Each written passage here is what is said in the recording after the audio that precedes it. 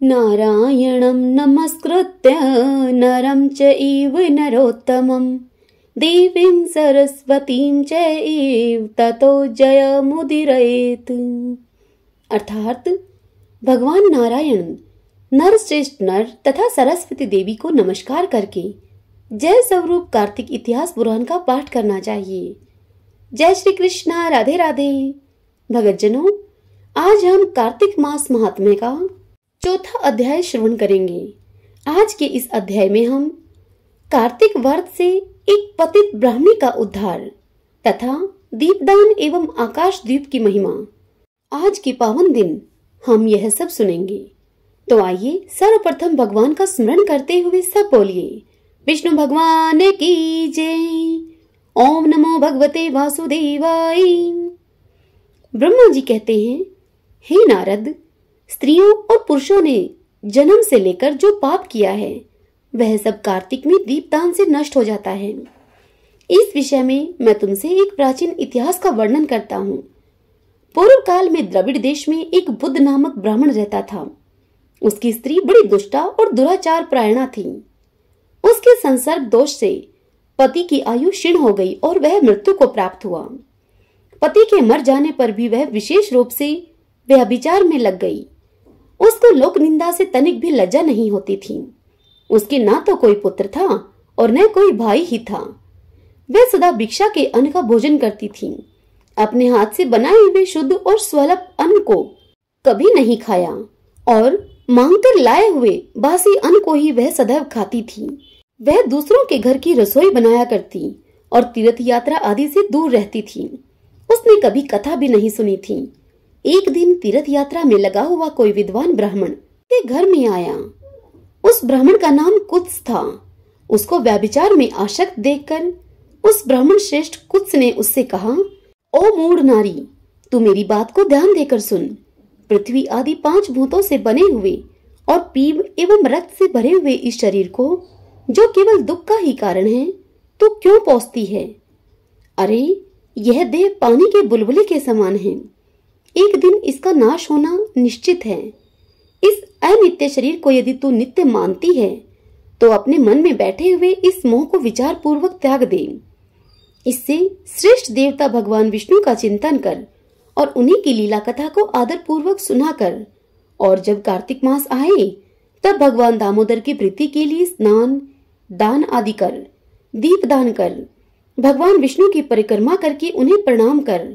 यह व्रत विधवा और सौभाग्यवती सभी नारियां कर सकती हैं। यह व्रत सभी स्त्रियों के करने योग्य है। यह सब पापों की शांति और समस्त उपद्रवों का नाश करने वाला है।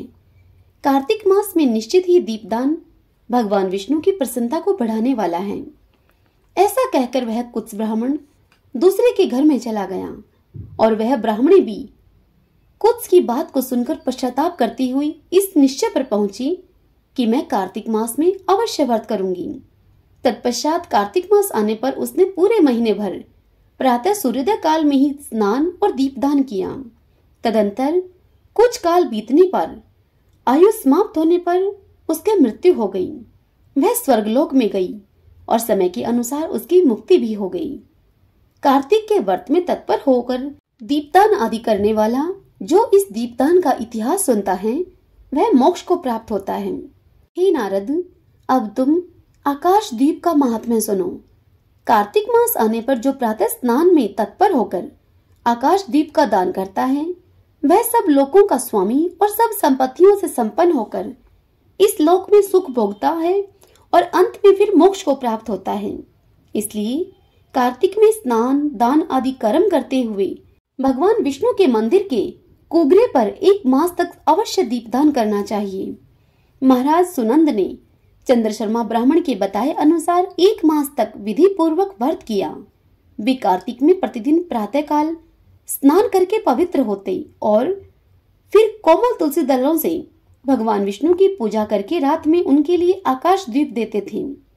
दीप देने के समय वे इस मंत्र का उच्चारण करते थे, दामोदराय विश्वाय विश्वरूप धराय च नमस्कृत्वा प्रदास्यामि व्योम दीपम हरिप्रियम। हे देवेश्वर, इस व्रत से आप में मेरी भक्ति बढ़े, इस भाव से प्रार्थना करके राजा सुनंद दीप दान करते थे। ब्रह्म मुहूर्त में उठकर वे पुनः आकाश दीप देते थे।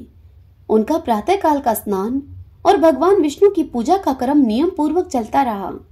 मास की समाप्ति होने पर उन्होंने व्रत का उद्यापन करके आकाश दीप के नियम को भी समाप्त किया और ब्राह्मणों को भोजन कराकर इस विष्णु व्रत की पूर्ति की। इस पुण्य के प्रभाव से राजा ने इस लोक में स्त्री, पुत्र, पौत्र और स्वजनों के साथ 1 लाख वर्षों तक पार्थिव भोगों का उपभोग किया और फिर अंत में स्त्रियों के सहित सुंदर विमान पर आरूढ़ होकर 4 भुजाधारी शंख, चक्र, गदा आदि आयुधों से सुशोभित पीतांबरधारी विष्णु का सा दिव्य शरीर पाकर मोक्ष का आश्रय लिया। वे विष्णु लोक में भगवान विष्णु के ही समान सुख पूर्वक रहने लगे। अतः कार्तिक मास में दुर्लभ मनुष्य जन्म को पाकर भगवान विष्णु को प्रिय लगने वाले आकाश दीप का विधि पूर्वक दान देना चाहिए। जो मनुष्य संसार में भगवान विष्णु की प्रसन्नता के लिए आकाश दीप देते हैं, वे कभी अत्यंत क्रूर मुख वाले यमराज का दर्शन नहीं करते। एकादशी से, तुला राशि के सूर्य से अथवा पूर्णिमा से लक्ष्मी जी के सहित भगवान विष्णु की प्रसन्नता के लिए आकाश दीप प्रारंभ करना चाहिए। नमः पितृभयः प्रेतभयो, नमो धर्माय विष्णवे, नमो यमाय रुद्राय कांतारप्तये नमः। पितरों को नमस्कार है, प्रेतों को नमस्कार है, धर्म स्वरूप विष्णु को नमस्कार है, यमराज को नमस्कार है तथा दुर्लभ पथ में रक्षा करने वाले भगवान रुद्र को नमस्कार है। इस मंत्र से जो मनुष्य पितरों के लिए आकाश में दीपदान करते हैं, उनके वे पितर नरक में हो तो भी उत्तम गति को प्राप्त होते हैं। जो देवालय में, नदी के किनारे, सड़क पर तथा नींद लेने के स्थान में दीप देता है, उसे सर्वोत्तमुखी लक्ष्मी प्राप्त होती है। जो मनुष्य ब्राह्मण या अनन्य जाति के मंदिर में दीपक जलाता है, वह विष्णु लोक में प्रतिष्ठित होता है। जो कीट और कांटों से भरी हुई दुर्गम एवं ऊंची नीची भूमि पर दीपदान करता है, वह नरक में नहीं पड़ता है। पूर्व काल में राजा धर्मनंदन ने आकाश दीपदान के प्रभाव से श्रेष्ठ विमान पर आरूढ़ होकर विष्णु लोक को प्रस्थान किया। जो मनुष्य कार्तिक मास में हरिबोधनी एकादशी को भगवान विष्णु के आगे कपूर का दीपक जलाता है, उसके कुल में उत्पन्न हुए सभी मनुष्य भगवान विष्णु के प्रिय भक्त होते हैं और वे सब अंत में मोक्ष प्राप्त करते हैं। पूर्व काल में कोई गोप अमावस्या तिथि को भगवान विष्णु के मंदिर में दीपक जलाकर तथा बार बार जय जय का उच्चारण करके राज राजेश्वर हो गया था। हरिओम तत्सत। गोविंद गोविंद हरे मुरारी, गोविंद गोविंद मुकुंद कृष्ण, गोविंद गोविंद रथांग पाणी, गोविंद दामोदर माधवीति। ओम नमो भगवते वासुदेवाय।